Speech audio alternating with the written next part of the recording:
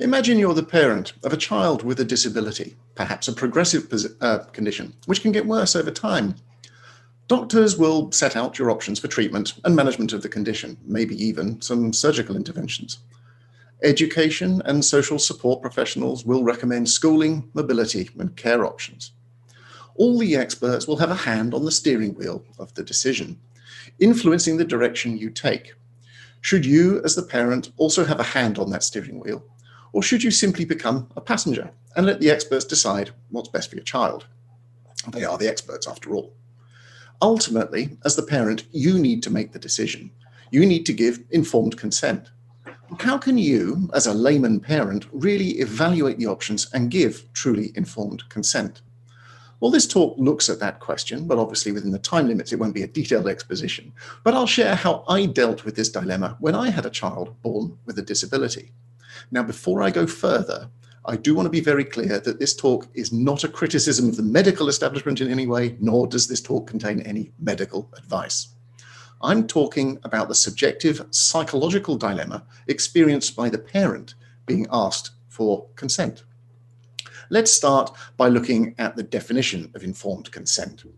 You can find many definitions online, but most of them are variations on the same theme. And I've based my definition here on the NHS one, as you can see online. Now, to be informed means that the person must be given all of the information about what the treatment involves, including the benefits and risks, whether there are reasonable alternative treatments, and what will happen if the treatment does not go ahead.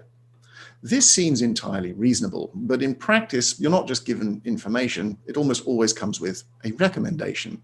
This is the situation you're in, these are the options, and this is the course of action that we recommend. Now, again, this does not seem unreasonable. We're not going to be in a position to independently evaluate the information as we don't have the education or experience to do so. The experts are in a position of trust, and we do put our trust in them to give us complete and accurate information, as well as making appropriate recommendations. There are other aspects to informed consent, in that consent must be given voluntarily, without any pressure from a third party, whether that be medical staff, friends, family, or anyone else. And again, this is completely reasonable. It seeks to avoid any manipulation or coercion of the person giving consent. However, we need to recognize that there still remains an element of pressure. This arises from cognitive biases that we all have, and that's the tendency to agree, or at least comply, with perceived authority. We've seen this in a famous Milgram experiment where participants were instructed to administer electric shocks of increasing strength to an out-of-view third party every time they gave an incorrect answer. The participants would obey the researcher, who they viewed as an expert authority figure, even if they had doubts about whether it was the right thing to do. For example, when the level of electric shock reached dangerous levels. There's also a Solomon Asch experiment in which all but one of the participants was secretly collaborating with the researcher, deliberately giving incorrect answers to questions. The lone naive participant, unaware that the others were all stooges, had a tendency to align themselves with the majority, even when they suspected that the proposed answer was wrong. Now, this can make it hard to question an expert opinion, especially when we're not sure. Finally, with informed consent, there is the question of capacity, in that the person must be capable of giving consent, which means they understand the information given to them and can use it to make an informed decision. In the case of a young child, it's the parent who has the capacity, and this brings us to my story. Now, my eldest was born with a severe visual impairment. We knew immediately something was wrong because her eyes were cloudy white. And what you can see in this image here is a photo that was taken when she was about 3 months old. We later learned that there were developmental anomalies within the front third of her eyes, the anterior segment dysgenesis. And this caused cornea plana, which is where the curvature of the cornea is flatter than normal, and glaucoma, where the fluid within the eye is at too high a pressure because the drainage channels around the periphery of the iris are obstructed. There are also a number of other structural anomalies, which I don't have time to go into now. But at the time, we didn't know what the problem was, and we were swiftly referred to the ophthalmology department at Great Ormond Street Hospital in London. In a situation like this, you're suddenly thrown in at the deep end. You're more or less clueless about the biological realities of the problem. You desperately want your child to be healthy. And of course, you totally depend on the guidance of medical experts. There's nothing wrong with that. It's normal when you're in that situation. We were very lucky, and we had access to some of the best pediatric ophthalmology consultants on the planet. And this was hugely reassuring. Now, there are some well-established interventions for congenital glaucoma, and sure enough, we went down that route. While that yielded some improvements, it soon became clear that there was more to the story than just glaucoma, those other structural anomalies that I mentioned earlier.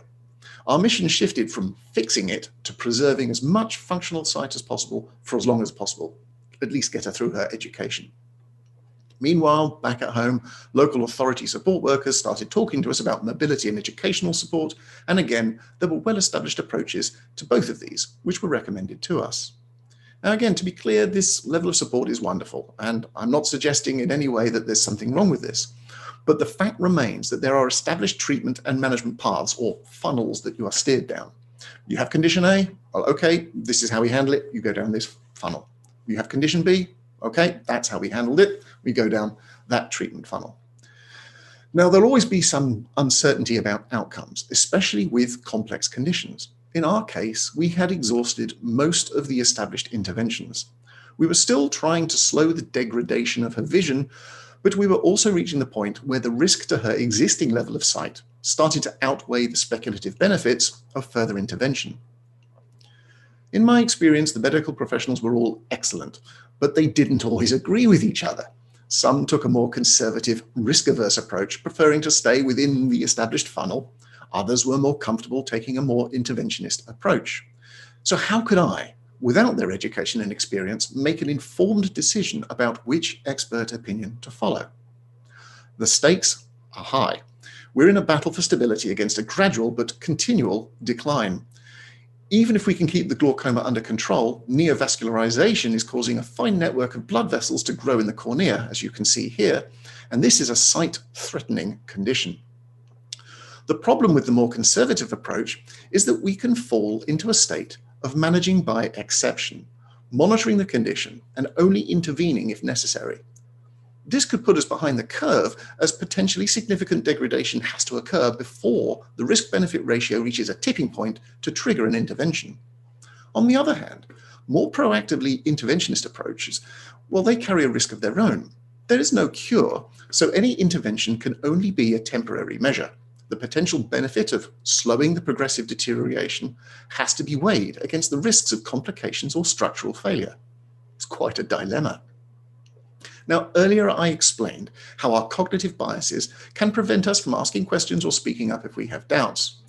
Not only can this prevent us from being fully informed, it can also have real consequences for the management of the condition. And I'm going to give you a first-hand example. When my daughter was just over 3 months old, a complication occurred after a trabeculectomy. This is an operation that opens up a tiny section of the drainage channel within the eye, allowing it to drain out into a small pocket or bleb that the surgeon creates over the sclera. That's the wide part of the eye. After this operation, I noticed that something looked wrong. A small but growing opacity around the site of the operation, but still within the cornea. At the next checkup, I raised this with a member of staff doing the examination. This was not a surgeon. And I was told, don't worry about it, it's all normal. It's part of the drainage, it's fine. Now, I wasn't sure that this was correct. The operation should improve corneal clarity. It should not create a new area of opaqueness where there was none before. However, I succumbed to the cognitive biases I mentioned earlier. I swallowed my doubts and I didn't question the expert opinion.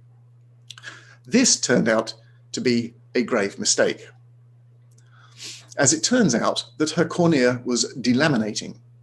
Instead of the fluid draining out of the eye, it was penetrating into the cornea, separating its layers, as you can see in the black and white picture on the left, and that was causing the cornea to blister and scar. Fortunately, upon our return to the hospital, another consultant surgeon confirmed immediately that something was wrong and thankfully managed to address the problem and prevent further damage. In the color picture on the right, you can see how the eye looked after that surgeon intervened. It's left a permanent area of opacity, but it has sealed up the blister and prevented further delamination. Now, after that, I never kept quiet about any concerns that I had.